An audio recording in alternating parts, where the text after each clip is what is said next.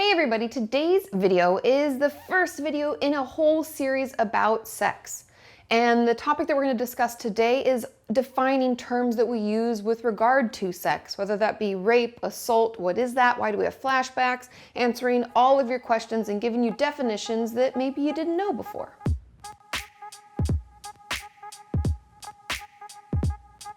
If you're new to my channel, make sure you hit subscribe and turn on your notifications. I release videos twice a week and you don't want to miss them. But let's jump into today's topic. Like I said, I want to start with some definitions. And so I have my laptop, I did a ton of research and reading for all of you, but let's just define first what a sexual assault is. And a sexual assault is any unwanted sexual contact that stops short of rape or attempted rape.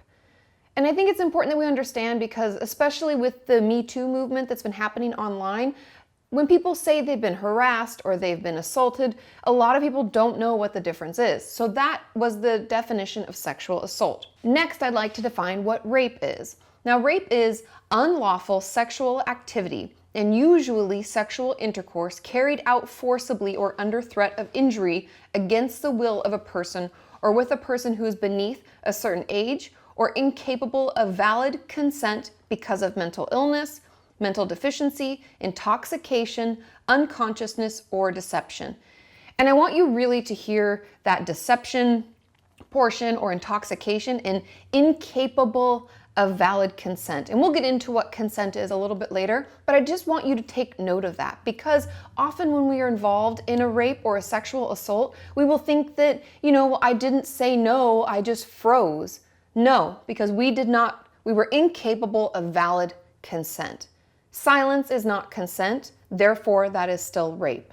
And so I think it's important that we understand that. And you have to rewind that back and listen again, go right ahead, because I really want you to hear that one. Now let's jump into what sexual harassment is. And I'm sure many of you have heard this term, whether it be through the Me Too movement or whether it's when you were onboarding a new position and they were going through, all the things that your job would entail and what their sexual harassment policies are. But the actual definition of sexual harassment is harassment in a workplace or other professional or social situation involving the making of unwanted sexual advances or obscene remarks. And I also want to define the term harassment itself.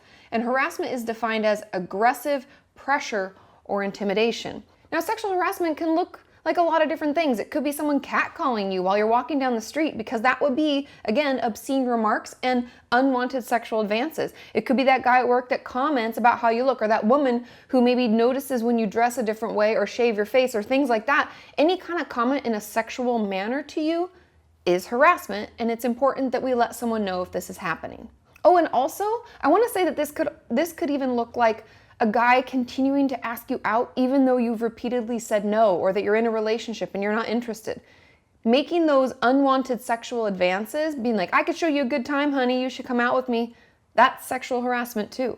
Next, let's define the term incest. A lot of you reached out to me on Twitter when I requested that you let me know what content you want me to cover in these videos. And a lot of you had questions about incest and what it really was, and you wanted me to talk about it. So let's first define it. Now, incest is sexual relations between people, classed as being too closely related to marry each other. Also, the crime of having sexual intercourse with a parent, child, sibling, or grandchild. This could also include child-on-child sexual abuse, especially if that abuse was done by a sibling, cousin, or close relation. Now let's get into child-on-child sexual abuse a little bit more. I've heard from a lot of you that this happened to you or you were part of it, and you want to find out why it happens in the first place. And so I read a ton of research articles and I read a ton of blogs on people who, had this happen to them and were recovering from it, and this is what I found. First, I want you to know that children that are involved in child-on-child sexual abuse are not old enough or mature enough to know or understand what these sexual advances really mean. Therefore, this must have been taught to them by someone much older who knew what it meant. And what that really tells me is that anyone that's involved in child-on-child sexual abuse has been abused themselves. If they're the perpetrator, if they're the one initiating the abuse, that means they've been abused themselves because there's no other way that they would even know what that was or try to do it on another child. And obviously what I'm talking about, this actual child-on-child sexual abuse is way beyond the I show you yours, you show me mine, and just overall children's kind of curiosity about their body and what it's doing. That isn't abuse. Abuse is when they're engaging in actual sexual type conduct and behaviors, things that children of that age simply wouldn't understand or know. The way that a child could be exposed to these sexual behaviors could obviously be through overt abuse, but it could also be through watching pornography when adults are around, like them not thinking that a child even understands what's going on and having pornography on all the time. It could also happen through watching someone have sex and watching sexual acts be done over and over. Like if, let's say, for instance, you live in a studio apartment with your parent who has a bunch of different boyfriends or girlfriends or whomever and doesn't really take any caution to the fact that you're there in the room. And so you watch them engage in sexual acts over and over. And by the way, all of these things I'm mentioning are child sexual abuse, but I just want you to know kind of what it could look like for someone who is the perpetrator of child-on-child sexual abuse, what would cause them to know those behaviors. And we find that child-on-child sexual abuse has the same repercussions as it does with any other type of sexual abuse, whether it's be done by adult or parent, it doesn't really matter. Sexual abuse is sexual abuse and it'll have the same sorts of repercussions attached to it. I also want to add in that children who are the perpetrators of child-on-child sexual abuse in the moment often don't know what they're doing. They don't understand why they want to do it. They're truly just acting on their own impulses or urges to show someone what's happened to them. And I also just want you to know that it doesn't matter what the gender of the abuser is. Women rape women, men can rape men, and also you can be raped or assaulted or any of these things we're talking about by someone you're in a relationship with or even married to. And I know that this isn't particularly linked to like the child-on-child sexual abuse we were just talking about, but I want you to hear that because I heard from a lot of you that you had questions about that. And I want you to know that that's how it is. It doesn't matter the gender, and it doesn't matter if we're in a relationship. If we can't consent or if we'd said no or if we are underage, it's still rape, assault, abuse. It's still all of those things. Next, let's move into the term consent and defining what that is. And I really think this is important because we've heard this term a lot recently with all of the news about the Me Too movement and people coming out and saying, I didn't say no, but I didn't say yes. I was silent and I froze, and people arguing about it. But I want to read you the definition of consent so we know exactly what this term means. Now, the definition of consent is permission for something to happen or an agreement to do something. Therefore, consent cannot be given if we're sleeping, passed out, or frozen in fear. Silence is not consent. And also, I want to throw out there that someone repeatedly asking us to have sex with them over and over and over and over until we simply just give up and give in and it happens is not consent either. And I also want you to know that children cannot consent to sex with an adult. That's why there's laws against it, such as, the statutory rape laws and also child abuse. So just know that if you did not say yes and you did not initiate any sexual act with someone, you did not give consent. I don't care if you never said no. I don't care if you were passed out. I don't care if someone told you it's because you dressed a certain way. If we did not say yes and we did not consent to the sexual behaviors and sexual activity that we engaged in, then it's either rape or assault or something like that. Depending on what happened to you, it's not consent. The next topic I want to talk about briefly is what if we orgasmed during the abuse? I heard from many of you that this happened and it can feel like our body has betrayed us and it's let us down. And then we start to swirl with the thoughts of like, well, maybe I enjoyed it, or someone could say that to us. It's so damaging and so terrible because an orgasm does not equal consent and it doesn't equal enjoyment. And I'll tell you why. An orgasm, simply put, is a bodily response to genital stimulation. It has nothing to do with our mind being on board. If someone is stimulating our genitals in such a way that we can get aroused and have an orgasm, it will happen. It doesn't matter if we're saying no and we're screaming or we're dissociated, we froze in fear. None of that really matters because unfortunately, when it comes to orgasms, it doesn't matter if our mind is on board or not. While I was researching this topic, I came across an amazing analogy, and that analogy is tickling. Who here has had someone tickle them when they didn't want them to? Who, when you stopped wanting them to tickle you, was able to stop laughing? I'm not. As much as I want them to get off of me, stop tickling me, I hate this. I remember as a kid, my brother tickling me relentlessly, and I would hate it, but I was still laughing.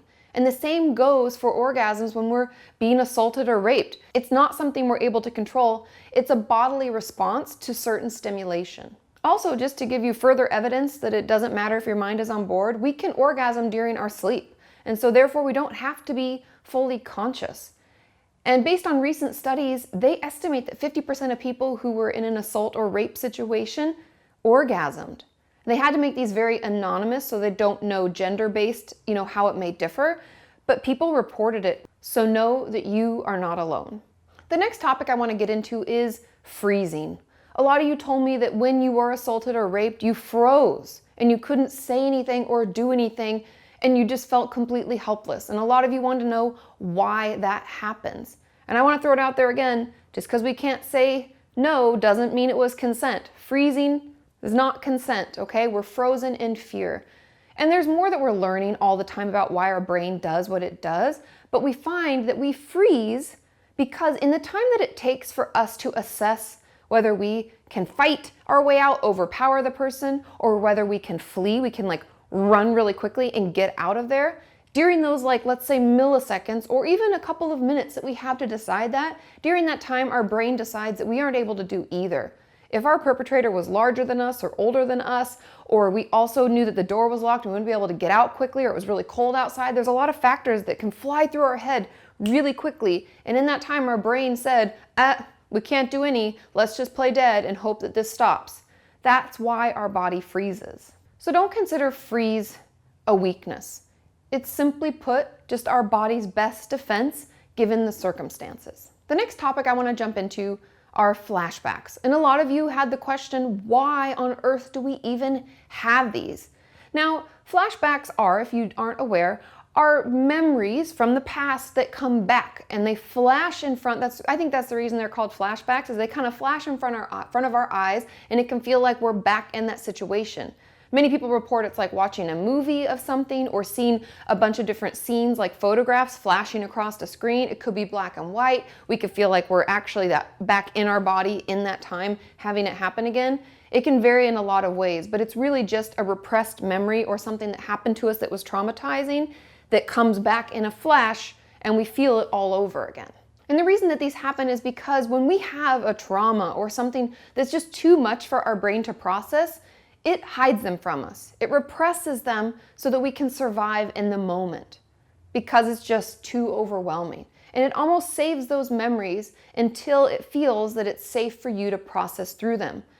And I find that fascinating because what it means is that when you start having flashbacks, your brain thinks that you're in a safe enough place to finally start talking about it or working on it. And that doesn't take into account us being triggered by similar situations, but when flashbacks kind of come out of nowhere and we feel like everything else is fine in our life, your brain is saying, hey, I think it's okay to start talking about this now because we're doing better. That's kind of what it's trying to tell you. Honestly, flashbacks, though I know they're terrible and they feel awful, are great clues into our past. Not only should we notice what triggers us, what kind of smells, what do we hear, what are things that happen around us, maybe it's a gesture someone makes or something someone does, what is it that triggers us? Because by knowing that, we can create better safety plans and better ways to manage it so that the flashbacks happen with less and less frequency. But also, if we struggle to remember a whole trauma, or maybe we don't remember it at all and we think something happened to us, these flashbacks and those little glimpses of memory are like crumbs that we can follow back to see what really happened so that we can take that to our therapist and process through it.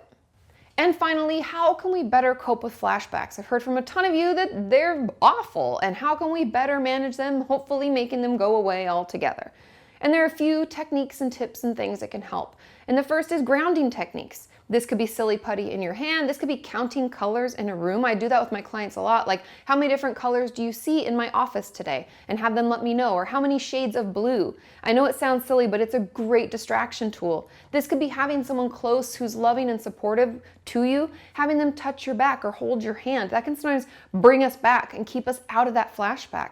Holding ice cubes, snapping rubber bands. There's a ton of things that we can put on this list, so I'd encourage you to try different ones out, find out which ones work for you so that you have a list of things that you can use when you need them most. But know that the more we talk about these flashbacks with a mental health professional and notice what triggers them and why they're happening, the sooner they will stop. So please reach out to someone in your area and get the help that you need so you can stop having to relive these trauma and terrible memories over and over.